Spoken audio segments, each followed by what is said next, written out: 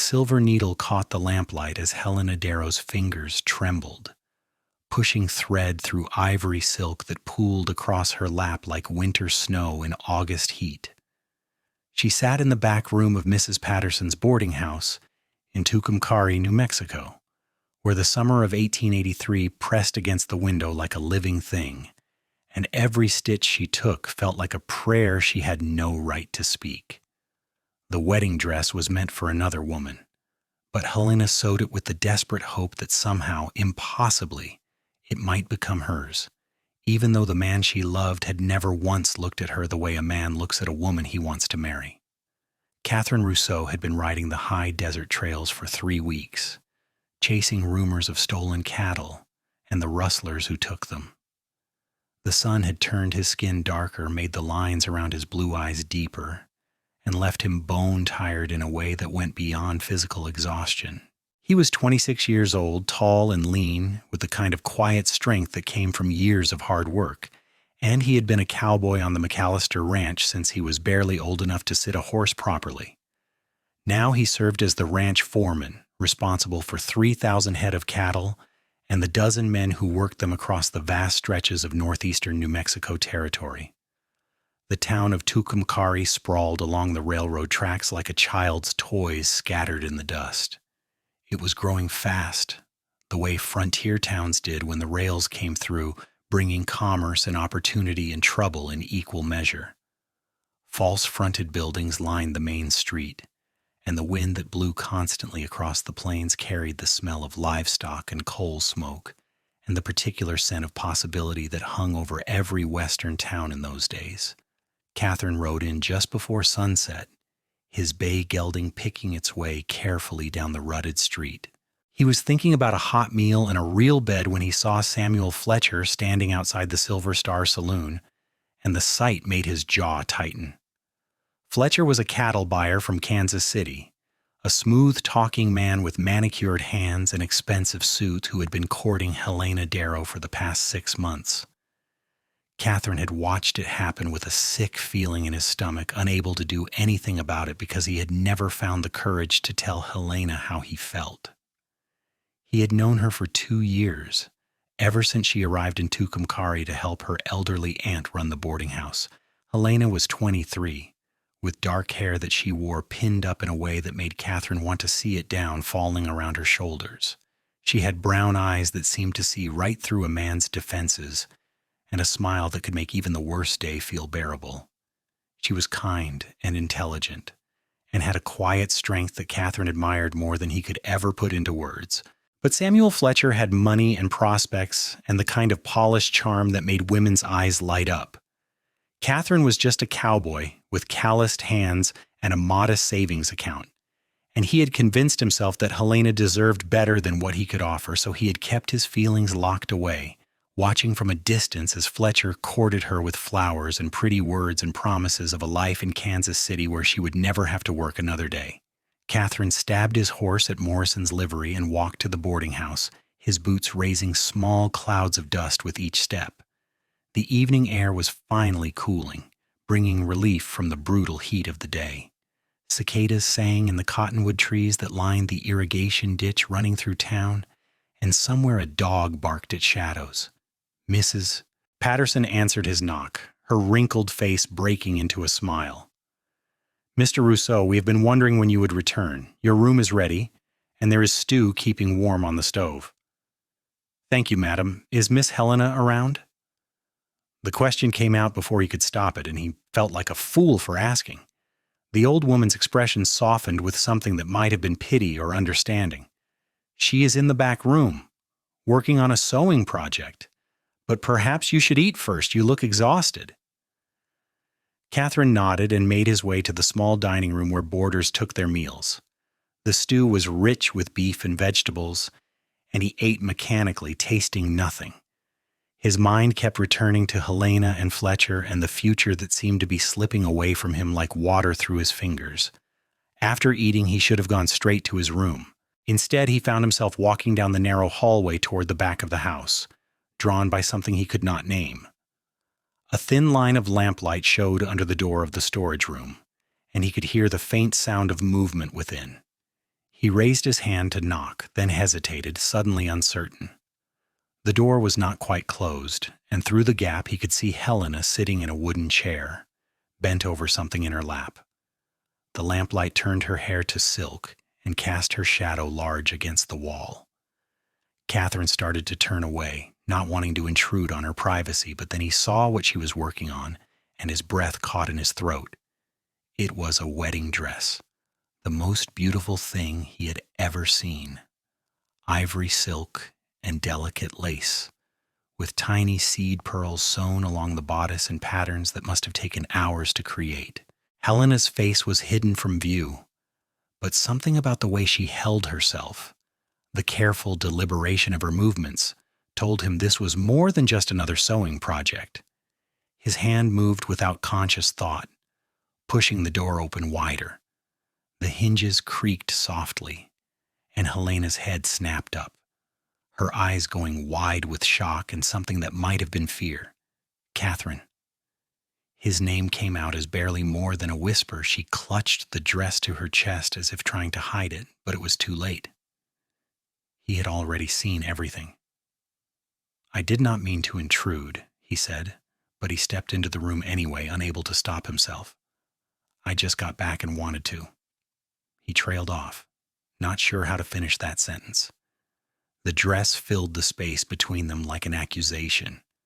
Helena stood quickly, the silk cascading from her lap in a waterfall of white. Her cheeks were flushed, and her eyes held a desperate kind of panic. "It is not what you think," she said, though she could not have known what he was thinking. "It is a wedding dress." His voice came out rougher than he intended, edged with something that might have been anger or grief or both.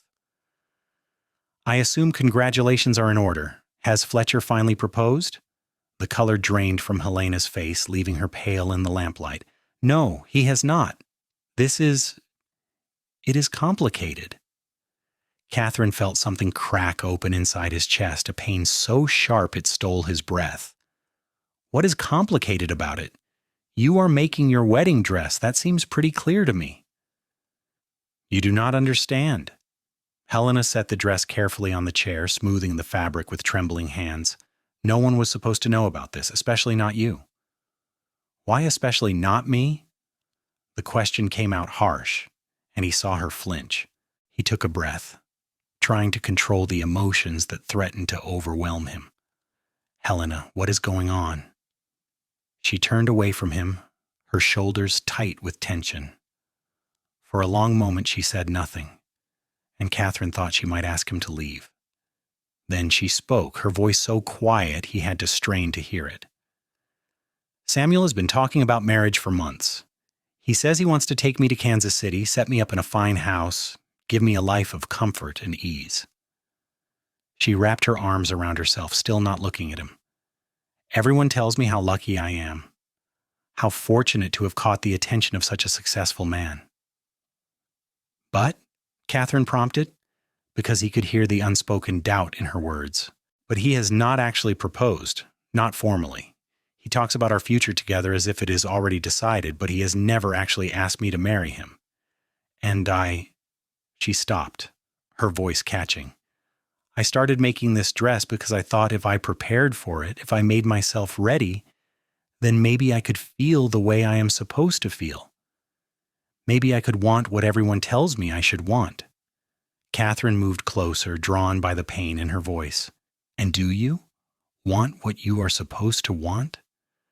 Helena finally turned to face him, and the expression in her eyes made his heart twist. "Every time I sew a stitch, I imagine walking down an aisle towards Samuel Fletcher, and I feel nothing but dread. Every time I picture the life he promises, I feel like I am suffocating. But I am 23 years old, Katherine. I am not getting any younger. And opportunities like this do not come along every day for women like me." "Women like you?" Anger flared hot in his chest. "What the hell is that supposed to mean? I am a boarding house worker with no family except an elderly aunt and no prospects beyond cooking and cleaning for other people. Samuel Fletcher is offering me security, a home, a future. What kind of fool would I be to turn that down?" Katherine closed the distance between them in 2 long strides, his hands coming up to grip her shoulders. She gasped, startled by his sudden movement, and looked up at him with wide eyes. "You would be a fool to marry a man you do not love," he said fiercely. "You would be a fool to spend the rest of your life suffocating in a fine house with a man who makes you feel nothing but dread. Helena, you deserve so much more than that." Tears welled up in her eyes, catching the lamplight. "What I deserve and what I can have are 2 different things." "Are they?" His grip on her shoulders tightened, and he could feel her trembling beneath his hands. "Helena, I need to ask you something, and I need you to answer honestly." She nodded, a single tear spilling down her cheek. "When you imagine yourself in that dress, when you picture walking down the aisle, is there any face you wish you were walking toward? Anyone at all?" The silence that followed was so complete he could hear the ticking of a clock somewhere in the house, the distant sound of horses passing on the street outside. Helena stared up at him, her lips parted, and something shifted in her expression. Fear and hope and longing all mixed together until he could not tell one from the other. "Yes," she whispered. "God help me, yes." Katherine's heart was pounding so hard he thought she must be able to hear it. "Who?" Instead of answering, Helena raised her hand and pressed her palm against his chest, right over his heart. The touch sent electricity through him, and he sucked in a sharp breath. "How long have you known?" he asked, his voice rough with emotion. "Since the day you brought those wildflowers to my aunt when she was sick," Helena said. "Do you remember? It was spring, and the meadows were full of lupine and Indian paintbrush. You had been out riding the range, and you stopped to pick a bouquet for an old woman you barely knew just because you thought it might make her smile." Katherine remembered. It had been 2 years ago, shortly after Helena arrived in Tucumcari. Her Aunt Martha had taken ill with pneumonia, and Helena had been beside herself with worry. He had seen the exhaustion in her eyes, the fear, and he had wanted to do something, anything to help. "That was when you knew?" he asked, incredulous. "That was when I knew I was in danger of falling in love with you," Helena corrected. "I fought it for a long time. You never gave any indication that you thought of me as anything more than your landlady's niece. And then Samuel came along, and everyone was so excited for me, and I thought maybe that was my answer. Maybe I was meant to forget about you and build a life with someone else." "I thought you wanted him," Katherine said, the words torn from somewhere deep inside. "I thought I was not good enough for you. Fletcher has money and education and all the things I do not. How could I compete with that?" Helena's other hand came up to cup his face, her thumb brushing across his cheekbone. "You really are a fool. Katherine Rousseau? Do you think I care about money or fine houses? Do you think that matters even a little bit compared to the way my heart races when I see you ride into town? Compared to the way I feel safe just knowing you are in the same building?" He turned his face into her palm, closing his eyes. "I have wasted so much time." "We both have," she agreed, "but maybe it is not too late." Katherine opened his eyes and looked down at the woman he loved, really allowing himself to acknowledge that feeling for the first time. She was everything he had ever wanted and had been too afraid to reach for. Her hand was still pressed against his chest, and he covered it with his own, holding it there. "Helena Darrow, I have been in love with you since the first time I saw you struggling to carry water buckets from the well, too proud to ask for help even though they were clearly too heavy. I have loved you through every smile, every laugh, every moment of the past 2 years. I have loved you in silence because I thought that was all I had the right to do, but I am done being silent." Fresh tears spilled down her cheeks, but she was smiling now, a tremulous, beautiful smile that made his chest ache. "Katherine!" "Wait," he interrupted. "Let me say this while I still have the courage. I am just a cowboy. I do not have much money saved, and I cannot promise you a mansion or servants or any of the things Fletcher can give you. What I can promise is that I will love you every day for the rest of my life.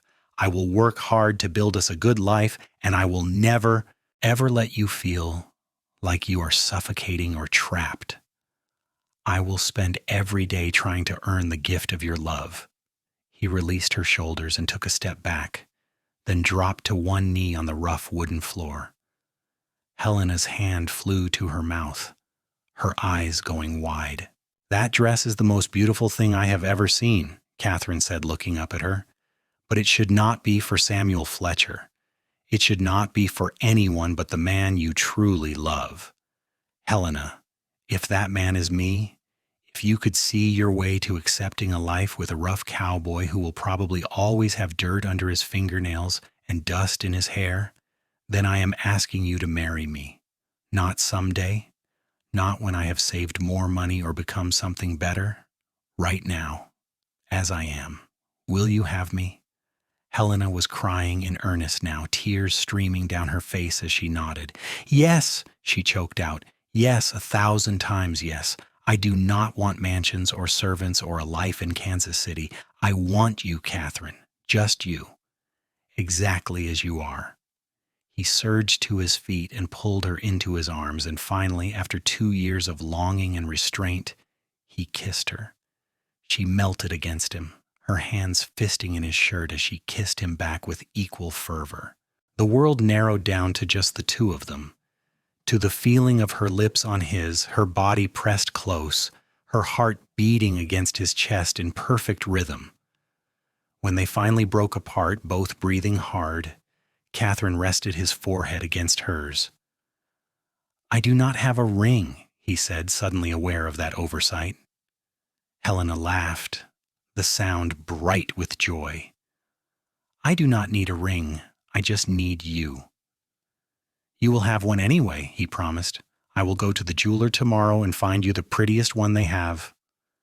"It does not have to be fancy," she protested. "Maybe not," he agreed, "but it has to be real. Something that tells the world you are mine and I am yours." She smiled up at him, and he thought he had never seen anything more beautiful. "I like the sound of that." Reality began to intrude on their bubble of happiness as Katherine became aware of where they were and what this meant. "We need to tell your aunt," he said, "and I need to speak to Fletcher. Make sure he understands that you are no longer available." Helena's expression clouded slightly. "He is not going to take this well. Samuel is not accustomed to being told no." "That is his problem, not ours," Katherine said firmly. "You do not owe him anything, Helena. He never formally proposed, and even if he had, you would have every right to refuse him." She nodded, but he could see the worry in her eyes. He kissed her forehead gently. "I will handle Fletcher. You should not have to deal with him." "I need to be the one to tell him," Helena said. "It would not be right otherwise, but I would appreciate it if you were there with me." Katherine wanted to argue, wanted to shield her from any unpleasantness, but he understood her need to handle this herself. "Whatever you need, I will be right beside you." They stood together in the lamplight, wrapped in each other's arms, while the wedding dress lay forgotten on the chair behind them. The ivory silk seemed to glow in the warm light, a symbol of everything that was about to change. Mrs. Patterson found them like that, still holding each other, when she came looking for Helena an hour later. The old woman took one look at their faces and broke into a wide smile. "Well," she said, "it is about time. I have been waiting 2 years for you two fools to figure out what everyone else could see plain as day." Helena laughed and pulled away from Katherine just enough to look at her aunt. "You knew?" "Of course I knew. I may be old, but I'm not blind. The way this young man looks at you when he thinks no one is watching could melt iron." She turned her sharp gaze on Katherine. "I assume you have finally done the decent thing and proposed?" "Yes, madam," Katherine said, feeling suddenly like a boy caught with his hand in the cookie jar despite being a grown man who had just gotten engaged. She said yes. "Praise the Lord for small mercies. Now what are you planning to do about Samuel Fletcher?" The mention of Fletcher's name brought them back down to earth. Helena's hand tightened on Katherine's arm. "I need to speak with him tomorrow. Tell him that I cannot accept his suit." Mrs. Patterson nodded approvingly. That is the right thing to do, though I suspect he will not take it gracefully. That man has always struck me as someone who does not like losing, and he will see this as losing. I do not care how he sees it, Katherine said. Helena has made her choice, and he will respect it. The old woman's expression softened. You are a good man, Katherine Rousseau. I've always thought so. You will take care of my niece? With everything I have, he promised solemnly. Then you have my blessing for what it is worth. She moved forward and embraced Helena tightly. Your mother would have been so happy to see this day. She always wanted you to marry for love. Helena clung to her aunt, and Katherine saw tears in both women's eyes. Helena's mother had died when she was 15, and her father had followed 2 years later, leaving her alone in the world except for Martha Patterson. The loss had shaped Helena in ways Katherine was only beginning to understand, had made her cautious about reaching for happiness, afraid it would be snatched away. He would spend the rest of his life proving to her that this time, happiness would last. They talked for a long time that night, making plans and discussing practicalities. Katherine would need to speak with the ranch owner, Michael McAllister, about his marriage plans. McAllister was a fair man who treated his employees well, and Katherine hoped he might have suggestions about where they could live. The foreman's cabin at the ranch was too small for a married couple, just a single room with a stove and a cot. But there were other options to explore. When Katherine finally retired to his room well past midnight, his mind was racing too fast for sleep. He lay on the narrow bed staring at the ceiling and tried to process everything that had happened. Just that morning he had woken in a line camp 30 miles from town, alone and resigned to a future without the woman he loved. Now she was his fiancée, and the whole world felt different. He thought about the wedding dress, about the fact that Helena had been making it in secret, hoping against hope that somehow it would become real. The image of her bent over that ivory silk, stitching her dreams into fabric, broke his heart and filled it simultaneously. She had been suffering just as he had, loving him silently while believing there was no hope. Never again, he promised himself, never again would she have to hide her feelings or her hopes. From now on, they would face everything together. Morning came too soon, and not soon enough. Katherine was up with the sun, washing at the basin in his room, and putting on his cleanest shirt. He needed to look presentable for what lay ahead. First, he would go to the jeweler and find a ring. Then he would track down Samuel Fletcher and make sure the man understood that Helena was no longer available. The jeweler's shop was small but well stocked, tucked between the general store and the land office on Main Street. Morris Goldman was a Jewish immigrant from New York who had come west 5 years earlier seeking opportunity and adventure. He looked up from the watch he was repairing when Katherine entered, his weathered face breaking into a smile. "Mr. Rousseau, good morning. What brings you to my establishment?" "I need an engagement ring," Katherine said without preamble. "The best one you have." Goldman's eyebrows rose. "Indeed? And who is the lucky young lady?" "Miss Helena Darrow. We are getting married." The jeweler's smile widened. "Mazel tov. This is wonderful news. Miss Darrow is a lovely woman. She deserves happiness." He began pulling velvet trays from the display case, setting them on the counter. "Let us find you something worthy of her." The rings ranged from simple gold bands to more elaborate designs with precious stones. Katherine's eye was immediately drawn to one in particular, a delicate gold band with a small but perfectly cut diamond, flanked by 2 tiny sapphires the color of a summer sky. It was elegant without being ostentatious, the kind of ring he could imagine Helena wearing every day for the rest of her life. "That one," he said, pointing. Goldman picked it up and held it to the light, the diamond catching fire in the morning sun streaming through the window. "Excellent choice. The diamond is 1/2 carat, good clarity, and the sapphires are genuine. The gold is 14 carat. A beautiful ring for a beautiful bride." "How much?" Katherine braced himself for a number that would devastate his savings account. $300. It was steep, representing nearly a quarter of what Katherine had managed to save over the past 5 years. But looking at the ring, imagining it on Helena's finger, he knew it was worth every penny. "I will take it." The transaction completed, Katherine tucked the small velvet box carefully into his vest pocket and headed for the Silver Star Saloon, where he had been told Fletcher was staying during his visit to Tucumcari. The saloon did not officially open until noon, but he found the proprietor, Jack Wilson, sweeping the floor. "Morning, Katherine," Wilson called out. "Looking for a drink? Bit early, even for you cowboys." "I am looking for Samuel Fletcher. Is he around?" Wilson's expression shifted to something more guarded. "He is upstairs, room 3. But I should warn you, he is in a foul mood this morning. Apparently someone told him Miss Darrow was seen in your company late last night, and he is not taking it well." Katherine felt his jaw tighten. Small towns and their gossip. "He will be taking it worse in a few minutes. Thanks, Jack." He climbed the narrow stairs to the second floor, his boots loud on the wooden steps. The hallway smelled of tobacco smoke and old whiskey.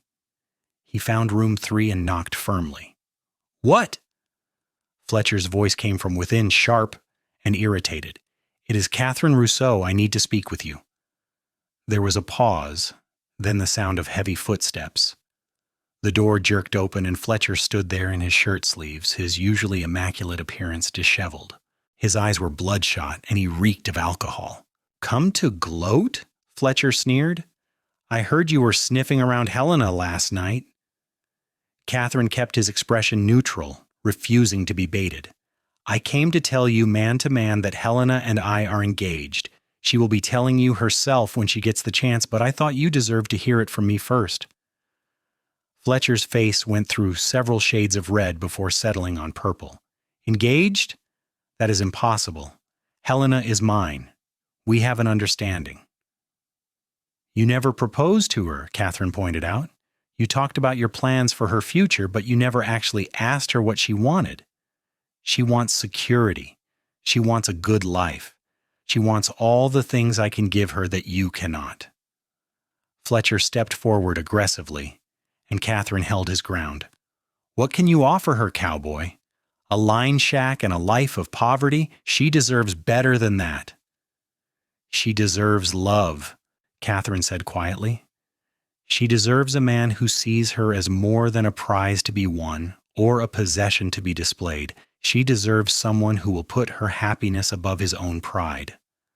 I may not have your money, Fletcher, but I can give her all of that and more."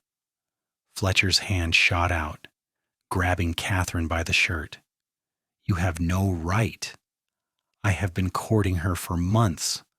I have invested time and effort and money into that relationship." Katherine caught Fletcher's wrist in a grip that made the other man wince. "Helena is not an investment. She is a person with her own thoughts and feelings and choices, and she has chosen me. You need to accept that and move on with dignity." "Dignity?" Fletcher spat the word like a curse. "You want to talk to me about dignity when you have been sneaking around behind my back, stealing what is mine? She was never yours."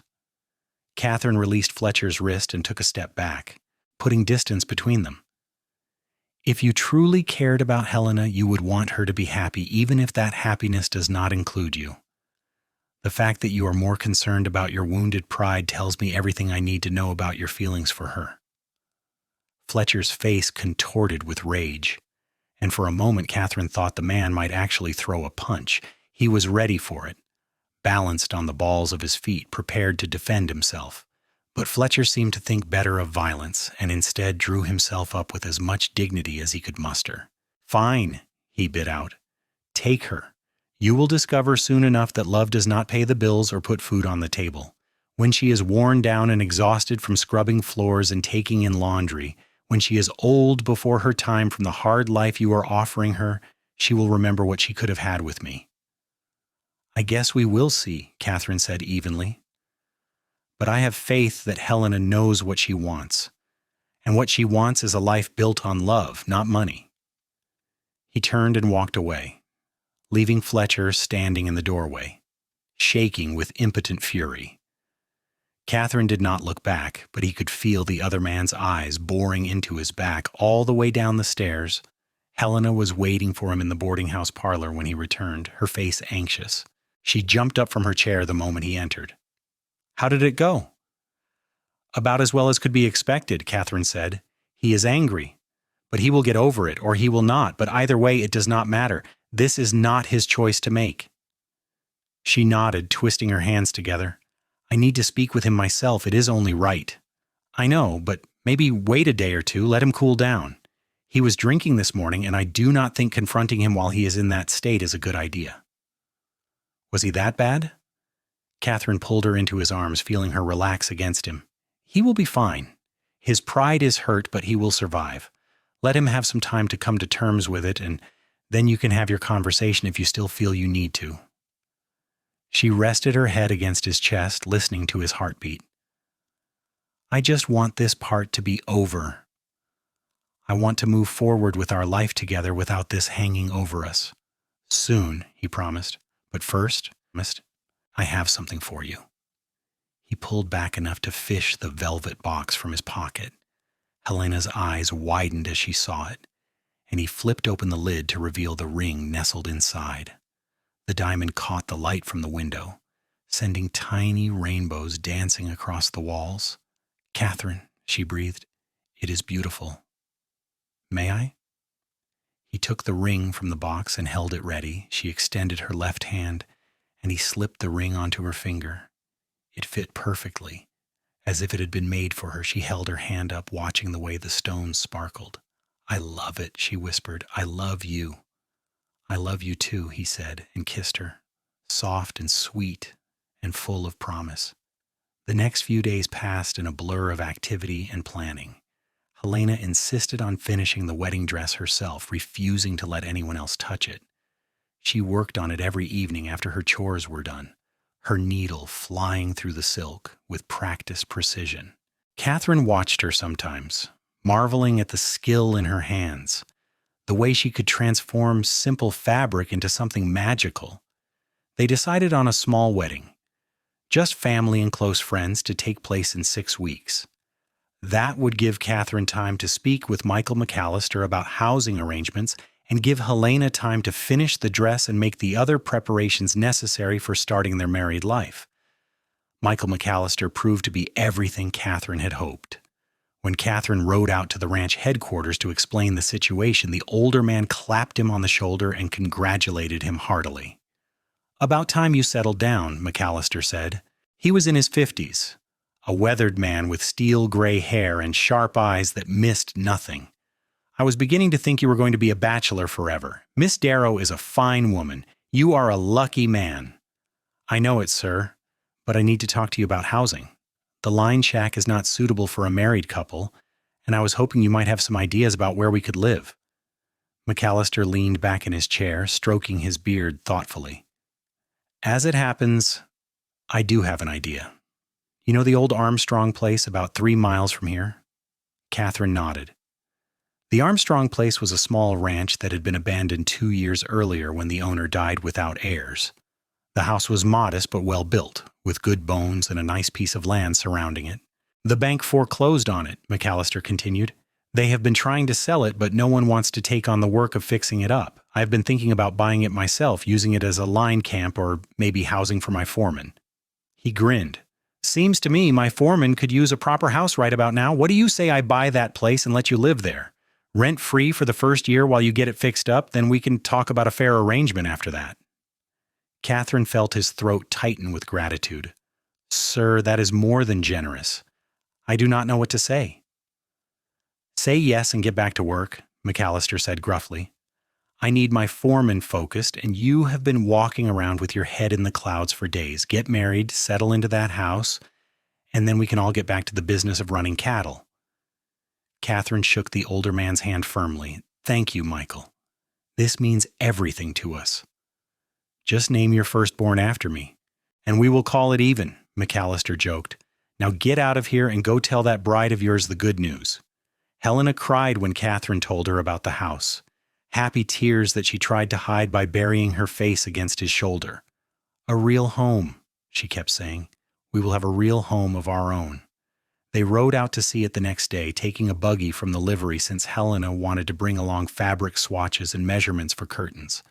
The house sat at the end of a long dirt road surrounded by cottonwood trees that provided blessed shade from the relentless sun. It was built of adobe in the local style with thick walls that would keep it cool in summer and warm in winter. The roof needed some repairs and the interior was dusty and neglected, but Katherine could see the potential. "It is perfect," Helena declared, walking from room to room with increasing excitement. "This will be the bedroom, and this can be a nursery someday, and look at this kitchen. It has a real stove and everything." Katherine followed her, watching her face light up as she made plans. "It needs a lot of work," he cautioned. "New windows, repairs to the roof, a good coat of paint, or whitewash." "We can do all of that," Helena said confidently. "I am not afraid of hard work, and neither are you. We will make this place beautiful, Katherine. We will make it a home." Standing in the dusty, neglected house, looking at the woman he loved as she spun dreams from dust and determination, Katherine believed her completely. Together, they could do anything. The weeks leading up to the wedding were filled with activity. Katherine spent every spare moment working on the house, enlisting help from some of the ranch hands to make the necessary repairs. They replaced the broken windows and patched the roof, reinforced the chicken coop out back, and dug a new privy. The men teased him mercilessly about becoming a married man, but it was all good-natured, and several of them offered wedding gifts of furniture or household items. Helena divided her time between her duties at the boarding house, finishing the wedding dress, and beginning to accumulate the items they would need to set up housekeeping. Her aunt gave her a complete set of dishes that had belonged to Helena's mother, and the women of Tucumcari hosted a small party where they presented her with quilts, towels, and other household necessities. Samuel Fletcher left town 3 days after his confrontation with Katherine, returning to Kansas City without ever speaking to Helena again. She was relieved, though Katherine could see that the man's behavior hurt her. She had expected at least a formal goodbye, some acknowledgement of the time they had spent together, but Fletcher's pride had been too wounded to allow for such courtesies. "He was never the right man for you," Katherine told her one evening as they sat on the porch of the boarding house, watching the sun set over the plains. "If he had been, he would have respected your choice even if it hurt him." "I know," Helena said softly. "I think part of me knew all along that it would never work between us. I just did not want to admit it because I was afraid of being alone." Katherine took her hand, the engagement ring solid and reassuring under his fingers. "You will never be alone again. I promise you that." The dress was finally finished 3 days before the wedding. Helena showed it to Katherine despite the superstition about the groom seeing the bride's dress before the ceremony. She stood in the parlor wearing it, and he felt his breath catch in his throat at the sight. "You are so beautiful," he managed to say, his voice rough with emotion. "Helena, I cannot believe you are going to be my wife." She smiled, radiant with happiness. 3 more days. Can you wait that long?" "Barely," he admitted, "but I will manage somehow." Those final 3 days seemed to stretch on forever. Katherine threw himself into last-minute preparations, making sure the house was as ready as he could make it. He bought supplies and stocked the pantry, hung curtains that Helena had sewn, and placed wildflowers in jars around the rooms. It was not much, but it was theirs, and he wanted it to be perfect for when he carried her across the threshold as his wife. The wedding day arrived with perfect summer weather. The ceremony was held in the small church on the edge of town, with Reverend Thomas officiating. Helena's aunt stood with her, and Michael McAllister agreed to stand with Katherine. The guest list was small, but included most of the ranch hands, several of Helena's friends from town, and various members of the community who had come to know and respect the couple. Katherine waited at the front of the church, his heart pounding, as the small congregation settled into the pews. He wore his best suit, purchased specially for the occasion, and his boots were polished to a shine. His hands were shaking slightly, and McAllister leaned over to whisper, "Steady, son. She is not going to change her mind now."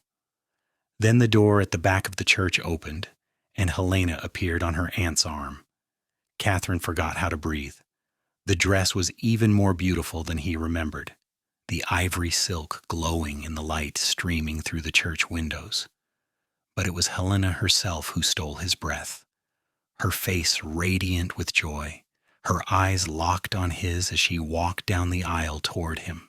She had left her hair partially down, the dark curls cascading over her shoulders, and she carried a simple bouquet of wildflowers that matched the ones he had brought to her aunt so long ago.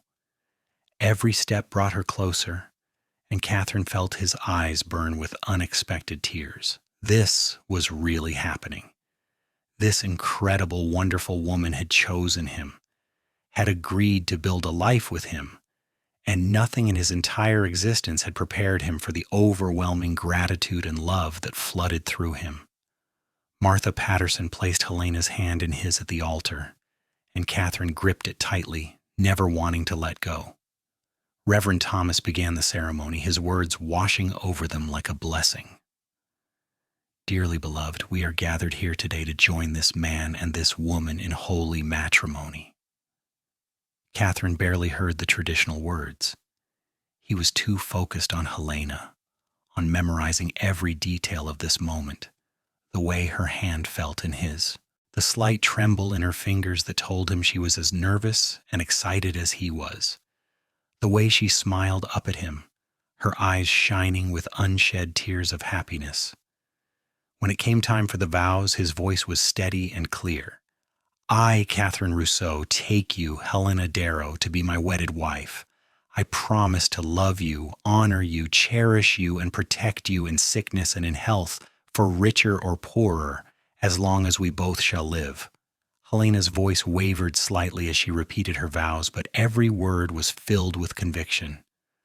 When Reverend Thomas pronounced them husband and wife and invited Katherine to kiss his bride, he did so with all the love in his heart, holding her close while their friends and family applauded and cheered. The celebration afterward was simple but joyful. Tables had been set up outside the church, laden with food that various townspeople had contributed. There was music and dancing, laughter and toasts. Katherine kept Helena close, his arm around her waist, unable to believe that she was finally, truly his. As the sun began to set, painting the sky in shades of orange and gold, they made their excuses and slipped away. Katherine had borrowed a buggy for the occasion, and he helped Helena up onto the seat, careful of her dress. They drove toward their new home as twilight deepened around them, the first stars beginning to appear overhead. Mrs. Rousseau, Katherine said, testing out the name. Helena laughed, the sound bright and happy. I like the sound of that, though it will take some getting used to. We have the rest of our lives to get used to it, he pointed out. She leaned against him, her head resting on his shoulder. The rest of our lives. What a beautiful thought. The house looked welcoming in the gathering darkness, lamplight glowing in the windows where Katherine had left lanterns burning. He pulled the buggy to a stop and came around to help Helena down, then swept her up in his arms without warning. She gasped and threw her arms around his neck, laughing.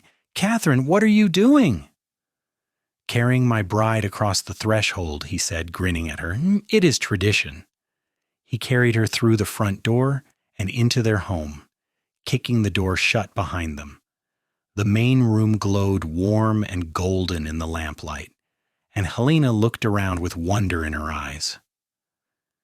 You did all this today? She asked, taking in the flowers and the carefully arranged furniture. I wanted it to be special for you, he said, for us. She cupped his face in her hands and kissed him, deep and slow and full of promise. When she pulled back, her eyes were dark with emotion. It is perfect. Everything is absolutely perfect. Katherine set her carefully on her feet, and they stood together in the center of their home, wrapped in each other's arms. Outside, the night sounds of the desert began their evening chorus. Inside, a new life was beginning, built on love and hope and the courage to reach for happiness. I never thought I could have this, Helena whispered. A home, a husband who loves me, a future that does not feel like a cage. Sometimes I'm afraid I will wake up and discover it was all a dream." "It is not a dream," Katherine assured her. "This is real, and I am here, and I'm never letting you go." They stood like that for a long time, simply holding each other, letting the reality of their marriage sink in. Then Helena pulled back with a mischievous smile. "You know, we should probably hang up this dress," she said. "It took me so long to make, and I would hate for it to get wrinkled." Katherine laughed and helped her with the buttons, his fingers fumbling slightly with the tiny fastenings.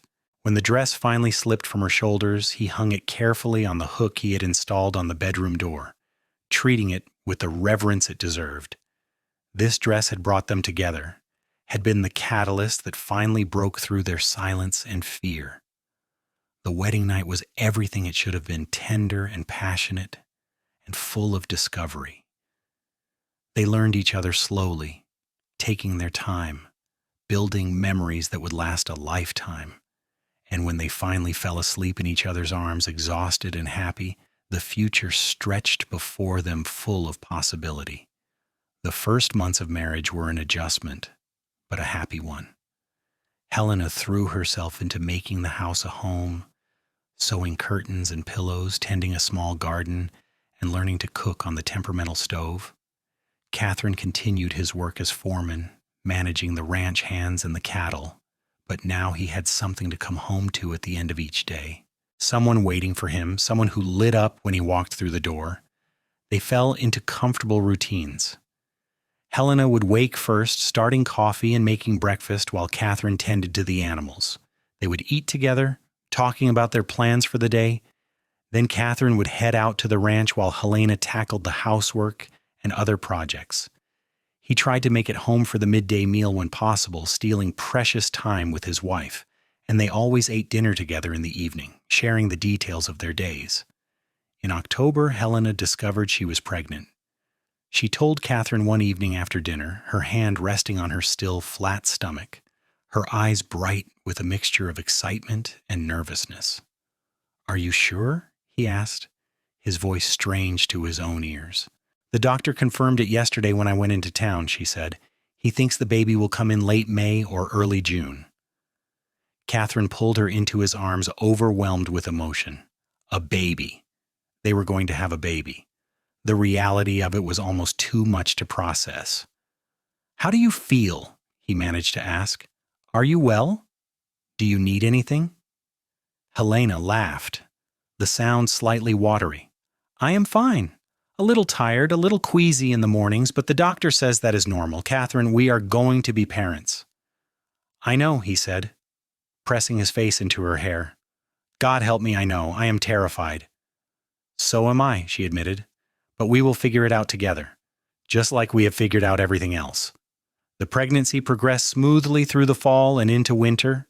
Helena continued her normal activities as long as she felt able, only slowing down when her growing belly made certain tasks more difficult. Katherine became increasingly protective, insisting she rest more and let him handle the heavier chores. They spent the long winter evenings together, Katherine reading aloud while Helena knitted tiny garments for the baby, both of them dreaming about the life they were creating. In February, Michael McAllister approached Katherine with a proposal. The ranch had had an excellent year, and McAllister wanted to reward his foreman's loyalty and hard work. "I have been thinking," the older man said. "You have done right by me all these years, Katherine. The ranch runs smooth because of you, and I do not take that for granted. I want to make you a partner. 10% ownership to start, with the option to increase that over time. What do you say?" Katherine was stunned. Partnership in the McAllister Ranch meant security for his growing family, a real stake in something substantial. "Sir, I do not know what to say. That is incredibly generous." "It is good business," McAllister corrected. "You have earned this, son. And besides, I am not getting any younger. I need someone I can trust to help me run this operation, someone who cares about it as much as I do. That is you." Katherine accepted, and when he told Helena that night, she threw her arms around him as best she could with her pregnant belly between them. "I am so proud of you," she said fiercely. "You have worked so hard and you deserve every bit of this success." Spring arrived with wildflowers covering the plains in waves of color. Helena's belly grew round and prominent, and Katherine found himself constantly marveling at the miracle of the life growing inside her. He would place his hand on her stomach and feel the baby kick, amazed that something they had created together was about to become a real person they would hold in their arms. Helena went into labor on a warm evening in late May. Her aunt came to stay with her while Katherine fetched the doctor from town, riding faster than he had ever ridden in his life. The labor was long and difficult, lasting through the night and into the next day. Katherine paced outside the bedroom, his heart in his throat every time he heard Helena cry out in pain. He felt helpless and terrified, wanting to do something but knowing there was nothing he could do except wait. Finally, as the sun was setting on the second day, he heard a new sound. The thin, outraged wail of a newborn baby. His knees went weak with relief, and he had to grab the doorframe to steady himself. Martha Patterson emerged from the bedroom moments later, her face tired but wreathed in smiles. "You have a son," she announced, "a healthy, beautiful boy, and Helena did wonderfully. She is tired, but she is fine. Go in and meet your son." Katherine stumbled into the bedroom on shaking legs. Helena lay in the bed, pale and exhausted, but radiant, holding a tiny bundle wrapped in a soft blanket. She looked up as he entered, and the smile that crossed her face was the most beautiful thing he had ever seen. "Come meet him," she whispered. Katherine approached the bed and looked down at the baby in Helena's arms. He was tiny and red-faced, with a shock of dark hair, and his eyes scrunched shut. As Katherine watched, the baby yawned, revealing toothless gums, and made a small sound that might have been contentment. "He is perfect," Katherine said, his voice breaking. "Helena, he is absolutely perfect." "We should name him," Helena said. "I was thinking, what about Marcus? Marcus Michael, after your boss who has done so much for us?" Katherine nodded, unable to speak past the lump in his throat. He reached out tentatively and touched his son's tiny hand. Marcus's fingers immediately curled around his father's finger, gripping with surprising strength, and something inside Katherine shifted and settled into place. This was his son, his family, his responsibility, and his joy. "Hello, Marcus," he whispered. "Welcome to the world. I am your father, and I promise you that I will spend every day of my life making sure you are loved and safe and happy." The baby's eyes opened briefly, unfocused and dark, before closing again. Helena leaned her head back against the pillows, exhausted but content. "He has your eyes," she murmured. "He has your strength," Katherine countered. He leaned down and kissed her forehead gently. "Thank you. Thank you for him. For everything. I love you so much." "I love you too," Helena said. "Now take your son for a moment while I rest. Just for a little while." Katherine carefully took the baby from her arms, terrified he would drop him or hold him wrong. But Marcus settled against his chest, warm and solid and real, and Katherine felt his heart expand with a love so fierce it bordered on pain. This tiny person depended on him completely, trusted him to provide and protect and guide. The responsibility was overwhelming, but so was the joy. Helena fell asleep within minutes, her body surrendering to exhaustion. Katherine sat in the chair beside the bed, holding his son, and watched them both, his wife and child, his family, everything he had ever wanted and more than he had ever dared to hope for. The first months of parenthood were exhausting but rewarding. Marcus was a good baby for the most part, though he had his fussy moments that left both parents walking the floor at all hours of the night. Helena took to motherhood with the same determination she brought to everything else, though Katherine could see the toll it took on her. He did everything he could to help, changing diapers and walking the floor with Marcus when the baby would not settle, taking on more of the household chores so Helena could rest when the baby slept. Michael McAllister proved to be a doting honorary grandfather, stopping by regularly to check on the family and always bringing small gifts for the baby. The ranch hands who had helped build their house now treated Marcus like a collective nephew, arguing over who got to hold him when they visited. As summer faded into fall, Marcus grew from a tiny newborn into a fat, happy baby who smiled at everyone and seemed to find the world endlessly fascinating. He had Catherine's blue eyes and Helena's dark hair, and his laugh was the sweetest sound either parent had ever heard. One evening in October, as they sat together on the porch, watching the sunset while Marcus dozed in Helena's arms, she turned to Katherine with a soft smile. "Do you remember the night you found me sewing the wedding dress?" she asked. "Of course," Katherine said. "How could I forget? That was the night everything changed." "I was so afraid that night," Helena admitted. "Afraid that I was making a dress for a marriage that would never make me happy. Afraid that the man I truly loved would never see me the way I saw him.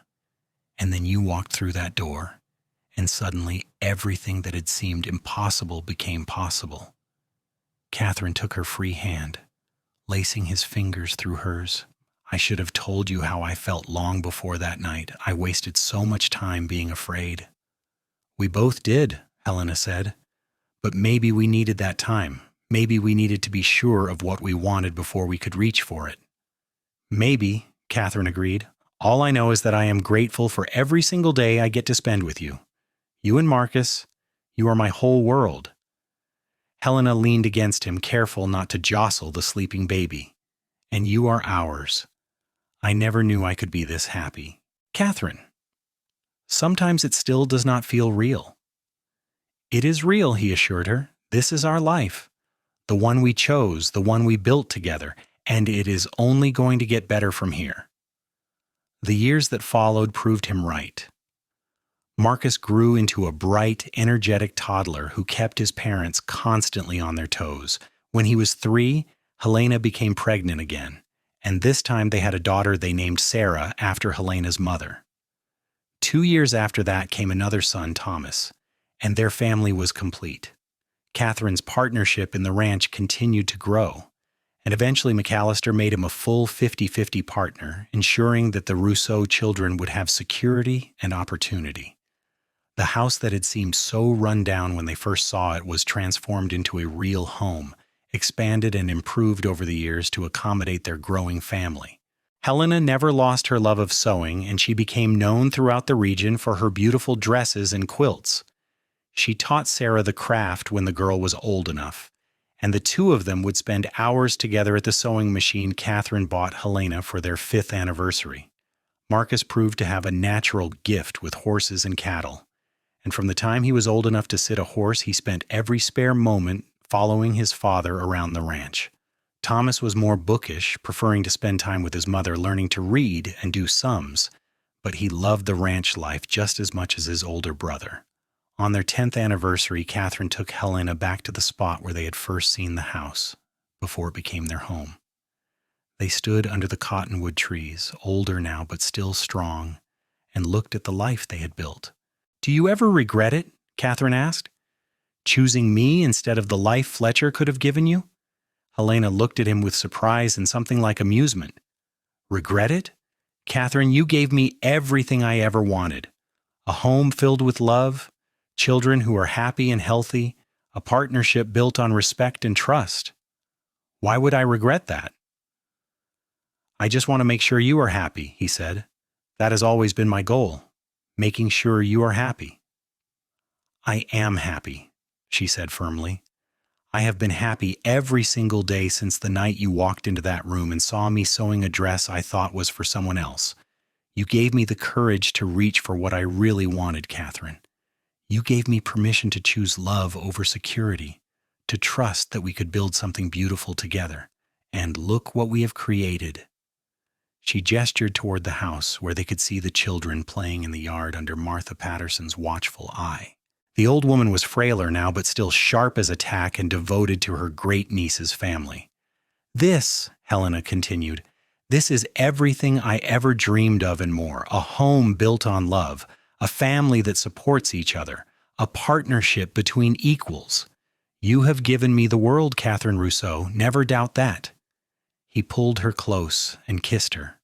the same way he had kissed her on their wedding day, full of love and promise, and the knowledge that they had chosen right. Around them, the desert stretched out in all directions, vast and beautiful and unforgiving.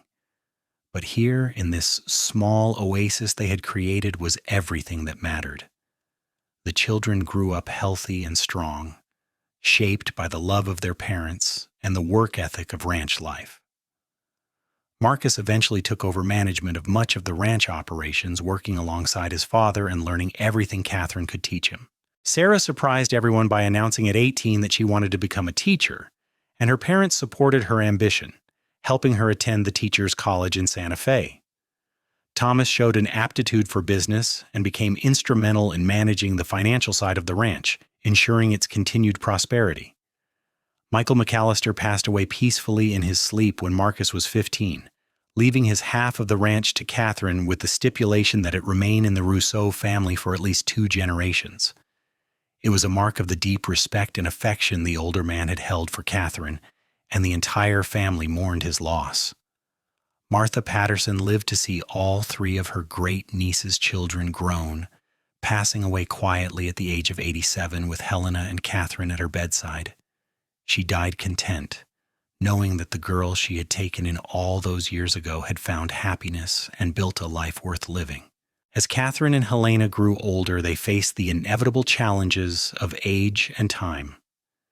Katherine's knees bothered him after too many years in the saddle, and Helena's eyes grew weaker, making the detailed sewing she loved more difficult. But they faced these challenges together just as they had faced everything else in their lives. On their 30th anniversary, their children threw them a party, inviting everyone from miles around. The house was filled with friends and family, with grandchildren running underfoot, and the tables laden with food. As Katherine stood with Helena, surrounded by the life they had built, he thought back to that night so long ago when he had found her sewing a wedding dress in secret. He had proposed before she finished the hem, unable to wait another moment to claim her as his own. It had been impulsive and unplanned, driven by love and fear and desperate hope. But it had been the best decision of his life. "What are you thinking about?" Helena asked, noticing his faraway expression. "The wedding dress," he admitted. "Do you remember?" "How could I forget? I still have it, you know, tucked away in the cedar chest in our bedroom. Sometimes I take it out and look at it, remember that night when everything changed." "Best night of my life," Katherine said. "Well, second best. The best was the day we actually got married." Helena laughed, the sound as bright and joyful as it had been 30 years earlier. "You old romantic. After all these years, you still know how to make me smile." "That has always been my job," he pointed out. "Making you smile, making you happy, loving you with everything I have. And I have to say, I think I have done pretty well." "You have done more than well," Helena said softly, reaching up to cup his weathered face in her hand. "You have given me a lifetime of happiness, Katherine. A lifetime of love and laughter and precious memories. What more could any woman ask for?" Marcus approached them then, his own children trailing behind him. "Papa, Mama, we have something for you. A gift for your anniversary." He handed them a large wrapped package, and Helena carefully tore away the paper to reveal a beautiful framed photograph. It showed their entire family, 3 generations gathered together, smiling at the camera. But what made it special was that Helena was wearing the wedding dress, carefully preserved all these years, and Katherine stood beside her in his wedding suit, both of them surrounded by their children and grandchildren. "We thought you should have a reminder," Marcus explained, "of where it all started and what you built together." Helena was crying, happy tears streaming down her face as she clutched the photograph. Katherine's own eyes were suspiciously bright as he looked at the image, seeing not just the present but all the years that had led to this moment. "Thank you," he managed to say, "all of you, for being part of this story, for carrying it forward." The party continued late into the night, filled with music and dancing and storytelling, As the evening wound down and the guests began to depart, Katherine and Helena found themselves alone on the porch, sitting in the rocking chairs that had become their favorite spot over the years. 30 years, Helena mused. Where did the time go? Into building this, Katherine said, gesturing at everything around them. Into raising children and running a ranch and creating a life worth living. The time went exactly where it was supposed to go. Do you think we did right by them? Helena asked, a question she had asked many times over the years. The children, I mean. Did we give them what they needed? We gave them love, Katherine said firmly. Everything else follows from that. Look at them, Helena. Marcus is a fine man, a good husband and father. Sarah is making a difference in the lives of children all over the territory. Thomas has a head for business and a heart for family. They are good people because you and I loved each other and loved them. That is our legacy. Helena nodded, satisfied with that answer. They sat in comfortable silence for a while, listening to the night sounds of the desert that had become as familiar to them as their own heartbeats. I would do it all again, Helena said suddenly. Every moment, every challenge, every joy and sorrow. I would do it all again exactly the same way as long as it led me to you. Katherine reached over and took her hand, their fingers intertwining automatically after so many years. So would I. You are the best thing that ever happened to me, Helena Rousseau. The very best. They sat like that for a long time. Two people who had chosen each other against the odds and built something lasting. The stars wheeled overhead in their eternal dance, and the desert wind whispered secrets through the cottonwood trees. Inside the house, their grandchildren slept peacefully, safe, and loved. The ranch stretched out around them, productive and prosperous, a testament to years of hard work and careful stewardship. This was happiness, Katherine thought. Not the dramatic passion of youth, though they had had that too. This was the deep, abiding contentment that came from building a life with someone you loved, from facing challenges together and emerging stronger. This was the reward for all those years ago when he had found her sewing a wedding dress in secret and had the courage to speak his heart. He had proposed before she finished the hymn, unable to wait another moment to claim her as his own. And in doing so, he had set in motion a love story that would span decades, touch multiple generations, and prove that sometimes the best things in life come from taking a chance on love. As they finally rose to go inside, Katherine paused and pulled Helena into his arms one more time. I love you, he said, the words as true now as they had been 30 years ago.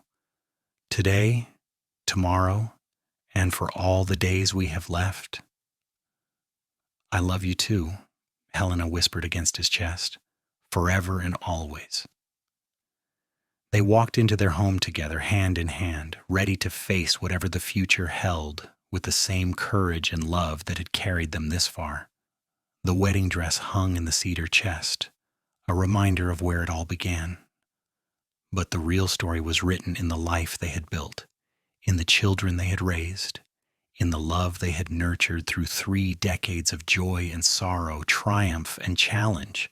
It was a story without end, really, because love like theirs did not stop when they did. It continued in their children and their grandchildren, in the values they had instilled and the example they had set. It continued in the ranch that would support future generations, in the community they had helped build, in the countless small kindnesses and large gestures that had marked their years together. The cowboy had found her sewing a wedding dress in secret, never knowing it was meant to be hers all along. He had proposed before she finished the hymn, and in that moment of courage and love, he had given them both a future beyond their wildest dreams. It was a future built on trust and respect, and the deep, abiding love that comes from choosing each other every single day. And as they settled into bed that night, their bodies fitting together in the familiar way of long marriage, both Katherine and Helena knew that they had been blessed beyond measure. The journey from that night in the back room of the boarding house to this moment had been filled with challenges and triumphs, sorrows and joys, but they had faced it all together, and that had made all the difference. Their story was complete, a circle closed with love and grace, 3 children, 5 grandchildren, a successful ranch, and a lifetime of memories. But more than any of that, they had each other. They had chosen love over fear, hope over despair, and in doing so, they had created something beautiful and lasting. The wedding dress still hung in the cedar chest, a silent witness to where it all began. The ring still sparkled on Helena's finger, worn smooth by 30 years of wear. And the love that had brought them together still burned bright, a flame that time and trial had only made stronger. This was their happily ever after, earned through courage and sustained through commitment. This was the life they had built together, one stitch at a time, one day at a time, one choice at a time. And it was more than either of them had ever dared to dream back in the summer of 1883 when a cowboy found a woman sewing a wedding dress and had the courage to make her his own.